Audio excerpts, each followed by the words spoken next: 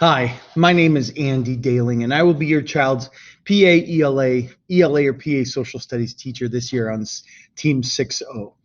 Welcome to Virtual Curriculum Night. My agenda for this video is to talk a little bit about myself, let you know who I am, give you contact information so you can get a hold of me, go over grading policies, the essential skills that your students will be learning in my class this year, and as well going over homework and grading. So first about me, I've been a teacher for 11 years, but this is my 9th year in District 204. I've taught at both the middle and high school levels. I'm also a football and basketball coach for the 7th grade teams here at Fisher. I'm married and I'm a father of 2. I have a daughter, Ruby, that's in 6th grade, and Lola, who's in 4th. So to get a hold of me, email is obviously the best, but I do have a phone extension here at Fisher. So that number is 630-375-3100, extension 9512.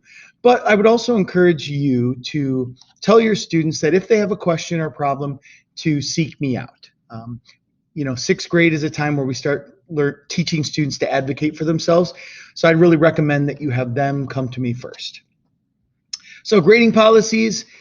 These are standard for 6th grade, but just a reminder that if a student turns in an assignment one day late, they will lose 25% of the overall total, 50% loss for 2 to 5 days, and after 5 days, the assignment will receive 0 points.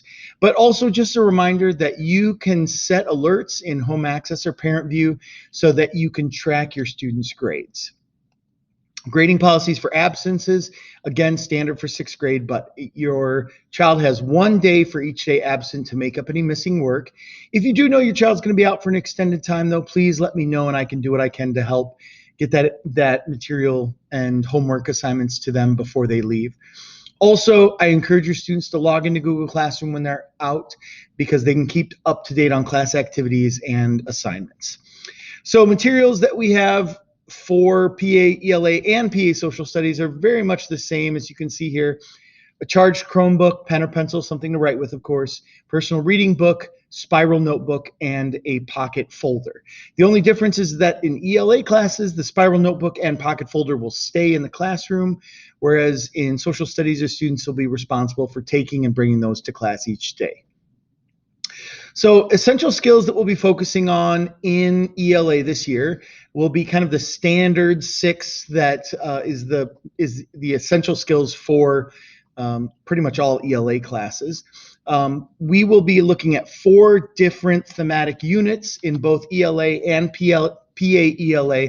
But regardless of the unit, we're going to be studying and focusing on these skills. So first is reading. So we're going to focus on reading comprehension, making inferences from our reading text variety, literary devices, and author's craft, and then making connections between texts.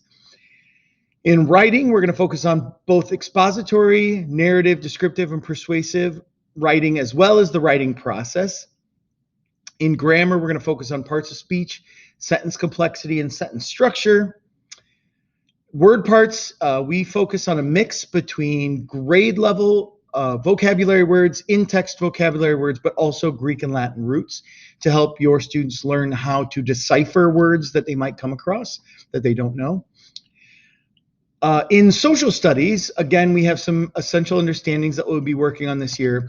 In the units that we'll be looking at, all focus on early civilizations in social studies, but we've recently switched to an inquiry-based curriculum in which students will be formulating their own questions, evaluating information that they find and through their research, and then drawing their own conclusions from that information.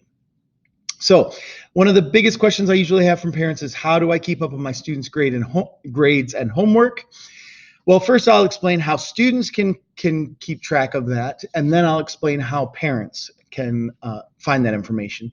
So first, at the beginning of each day in all of my classes, students will see an agenda like the one you see here on the screen, in which we explain the activities for the day, but most importantly, we also explain what homework will be due that night.